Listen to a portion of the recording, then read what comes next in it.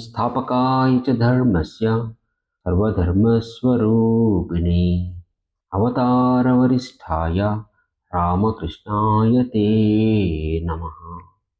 భక్తులందరికీ నమస్కారం.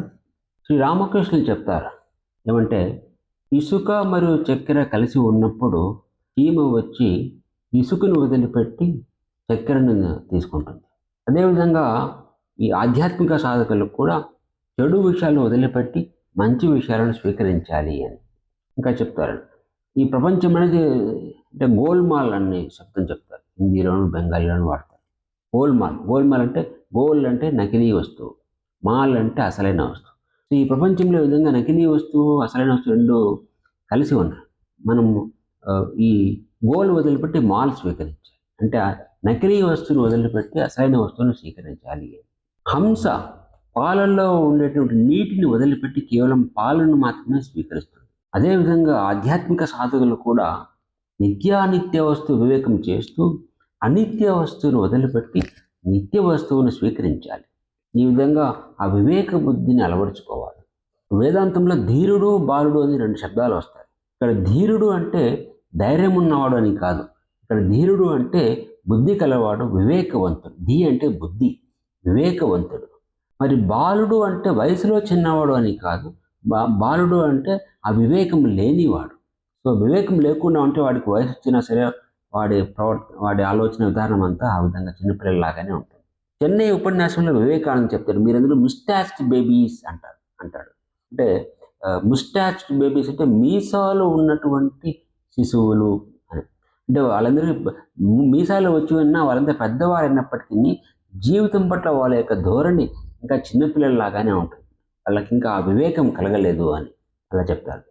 ఆధ్యాత్మిక జీవితంలో మనం ఆత్మ పరిశీలన, ఆత్మావలోకనం అలా చేసుకుంటూ ఉండాలి. భగవద్గీతలో ఒక శ్లోకం వస్తుంది, ఇంద్రియార్థములందు వైరాగ్యము అహంకార రాహిత్యము ఇవి కలిగి ఉండి జన్మ మృత్యు జరా వ్యాధుల యందు దుఃఖ దోషాలను పదే పదే దర్శించడం. ఇంద్రియార్థేషు వైరాగ్యం అనహంకార ఏవచ జన్మ మృత్యు జరా వ్యాధి దుఃఖ దోషాను దర్శనం. ఈ విధంగా ఈ దోషాలను మనం పదే పదే దర్శిస్తూ మననం చేసుకుంటూ ఉండాలి. జన్మ మృత్యు జరా వ్యాధి, జన్మము మృత్యు, జర అంటే ముసలితనం, వ్యాధి, ఈ దుఃఖ దోషాలను మనం గమనిస్తూ ఉండాలి. భజగోవిందంలో రెండు శ్లోకాలు వస్తాయి. ఏమంటే, కస్త్వం కోహం కుత ఆయాత కామే జనని కోమే తాత ఇది పరిభావయ సర్వమసారం విశ్వం త్యక్త్వా స్వప్న విచారం. అంటే నువ్వు ఎవరు, నేను ఎవరు, నేను ఎక్కడి నుండి వచ్చాను, నా తల్లి ఎవరు, నా తండ్రి ఎవరు, ఈ విధంగా ఆలోచిస్తూ ప్రతిదానిని సారహీనంగా చూస్తూ ఈ ప్రపంచాన్ని ఒక వట్టి కలలాగా వదిలివేయి అని చెప్తారు. ఇంకో శ్లోకం వస్తుంది, కాతే కాంతా కస్తే పుత్ర సంసారోయమతీవ విచిత్ర కశ్యత్వం కహ కుత ఆయాత తత్వం చింతయ తదిహ భ్రాత. అంటే నీ భార్య ఎవరు, నీ కుమారుడెవరు, ఈ సంసారం అనేది చాలా విచిత్రమైనది, నువ్వు ఎవరికి చెందినవాడివి, ఎక్కడి నుండి వచ్చావు సోదరా, ఈ విధంగా నువ్వు తత్వచింతన చెయ్యి అని స్వామి తురియానందజీ చెప్తారు. ఏమంటే ఆయన చెప్తాడు, the greatness of a monk is in proportion to the amount of self examination he has made. అంటే ఒక సన్యాసి యొక్క గొప్పతనం ఎంత ఉంటుందంటే అతడు ఎంతటి ఆత్మ పరిశీలన చేసి ఉన్నాడో అతడు అంతటి గొప్పదనాన్ని కలిగి ఉంటాడు అని చెప్పాడు తురియానందజీ. ఇక్కడ సన్యాసి అని ఉద్దేశించి చెప్పబడింది. అయితే ఇది ఆధ్యాత్మిక సాధకులు అందరికీ దీన్ని అనువర్తించుకోవచ్చు ఈ పాయింట్ అనుకుంటా. స్వామి బ్రహ్మానందజీ చెప్పారు, ప్రతిరోజు కొంత సమయాన్ని ఆత్మ విశ్లేషణ కొరకు కేటాయించండి. మిమ్మల్ని మీరు ఇలా ప్రశ్నించుకోండి, నేను ఇక్కడికి ఎందుకు వచ్చాను, నా సమయాన్ని ఎలా గడుపుతున్నాను, నాకు నిజంగా భగవంతుడు కావాలా, నేను నిజంగా ఆయన కనుగొనడానికి ప్రయత్నిస్తున్నానా. మనిషి మనస్సు అతన్ని మోసగించడానికి ప్రయత్నిస్తుంది, కానీ అతను తన మనస్సుకు లొంగిపోకూడదు, దానిని అదుపు చేసి నియంత్రించాలి. సోక్రటీస్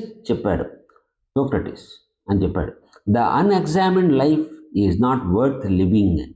అంటే పరిశీలింపబడిన జీవితం, పరిశోధన చేయబడిన జీవితం జీవించడం అనేది బొత్తిగా వృధా, వ్యర్థము అని చెప్పాడు ఆయన. స్వామి స్వాహానందజీ మహారాజ్ అని అమెరికాలో హాలీవుడ్ సెంటర్కు అధ్యక్షుడిగా ఉండేవాడు. ఆయన బ్రహ్మచారిగా ఉన్నప్పుడు బేలూరు మఠంలో శారదా పీఠ్ అని ఉంది. అక్కడ దానిలో హాస్టల్ సూపరింటెండెంట్గా ఉండేవాడు ఆయన. ఆయన ఒకసారి ఆ సమయంలో అక్కడ రామకృష్ణ సంఘం అధ్యక్షుడు స్వామి శంకరానందజీ మహారాజు అని ఉండేవాడు.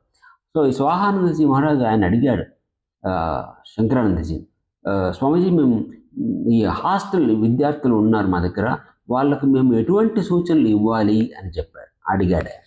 దానికి ఆయన చెప్పారు, శంకరానంద మహారాజు చెప్పాడు, వాళ్ళకు ప్రతి పనిని చేసే ముందు జాగ్రత్తగా ఆలోచించడాన్ని వారికి నేర్పించడానికి ప్రయత్నించు. ఈ విధంగా నువ్వు వారిలో కనుక ఈ వివేచన చేసే అలవాటుని పెంపొందించగలిగితే అదే చాలు అని. ఈ ఆధ్యాత్మిక సత్యాలను మనం మళ్ళీ మనము రిపీట్ చేసుకుంటూ ఉండాలి, పునరావృతం చేసుకుంటూ ఉండాలి. వ్యాసుడి బ్రహ్మసూత్రాల్లో ఒక సూత్రం వస్తుంది, ఆవృత్తి అసకృత్ ఉపదేశాత్. అంటే మళ్ళీ ఆధ్యాత్మిక సత్యాలను మనం రిపీట్ చేసుకోవాలి అని. వివేకానందుడు తన శిష్యుల ద్వారా ఈ సూత్రాన్ని మరియు కొన్ని వేదాంత శ్లోకాలను ఉచ్చరింపజేసి ఇలా చెప్పాడు, మీరు ఈ శ్లోకాలను ఎల్లప్పుడూ మీలో మీరు రిపీట్ చేసుకోవాలి. శ్రవణం అంటే గురువు నుండి వినడమే కాదు, మనకు మనం రిపీట్ చేసుకోవడం కూడా శ్రవణమే. శాస్త్రాల్లోని సత్యాలను తరచుగా రిపీట్ చేసుకోవాలి, ఎందుకంటే అలా చేయమని చెప్పబడింది శాస్త్రాల్లో. వేదాంతంలోని సూత్రంలో వ్యాసుడు రిపిటేషన్కు చాలా ప్రాధాన్యత ఇచ్చాడు అని. గురువష్టకం కూడా మంచి శ్లోకాలు ఉన్నాయి. ఇది కూడా భజగోవిందంలాగా మంచి వైరాగ్య ప్రబోధకం గురువష్టకం. దానిలో కొన్ని శ్లోకాలు చూసాం. శరీరం స్వరూపం తథా వా కలత్ర యశశ్చారుచిత్రం ధనం మీరుతుల్యం గురోరంగ్రిపద్మి మనశ్చేన్నలగ్నం గురోరంగ్రిపద్మి మనశ్చేన్నలగ్నం తతః కిం తతః కిం తతః కిం తతః కిం. అంటే చక్కని రూపం కలిగిన అందమైన భార్య ఉన్నప్పటికీ, గొప్ప కీర్తి మరియు మేరు పర్వతమంతా ధనం ఉన్నప్పటికీ, మనస్సు గనక గురువు పాదాల వద్ద నిలబడలేకపోతే అప్పుడు ఏమి ప్రయోజనం? తతఃకిం తతఃకిం తతఃకిం అంటే దానితో ఏమి అంటే దానితో ఏమి ప్రయోజనము అంటే ఏం ప్రయోజనం లేదు అని. ఇంకో శ్లోకం, కలత్రం ధనం పుత్ర పౌత్రాది సర్వం గృహం బాంధవా సర్వమేతద్ధిజాతం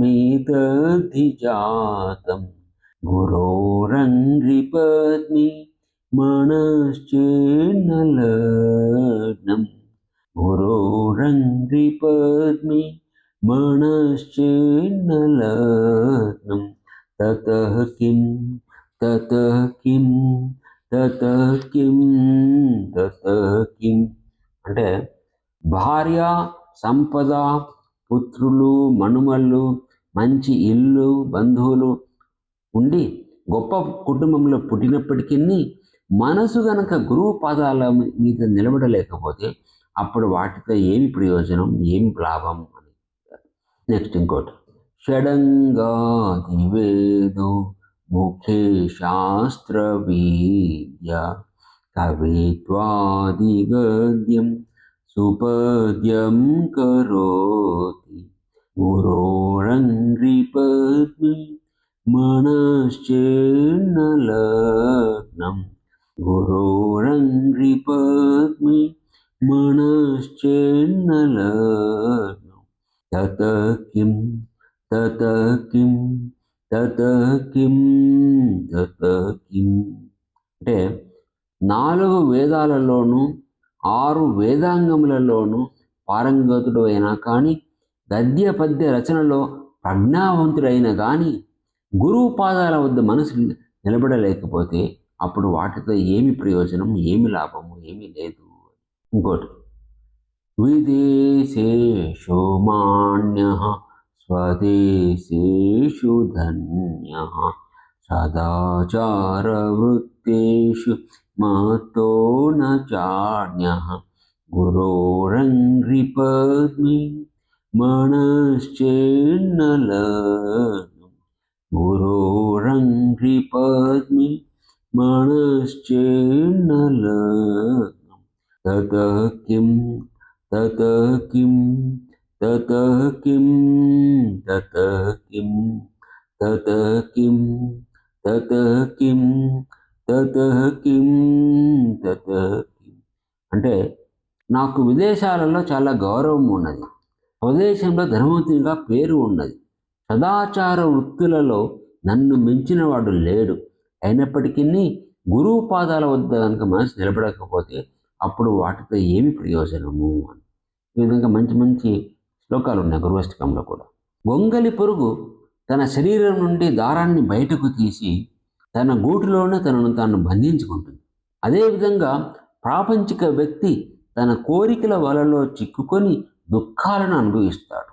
గొంగలి పురుగు కనుక అందమైన సీతాకోక చిలుకగా వృద్ధి చెందినప్పుడు అది గూటిని పగలగొట్టుకొని వెలుగును గాలిని ఆస్వాదిస్తూ స్వేచ్ఛగా బయటకు ఎగిరిపోతుంది. అదేవిధంగా ప్రాపంచిక వ్యక్తి వివేకము మరియు వైరాగ్యము అనే రెక్కలతో మాయా అనే వల నుండి బయటకు ఎగిరిపోగలడు. ఓం జననీం శారదాం దేవి రామకృష్ణం జగద్గురుం పాదపద్మే తయో శ్రిత్వా ప్రణమామి ముహుర్ముహుః.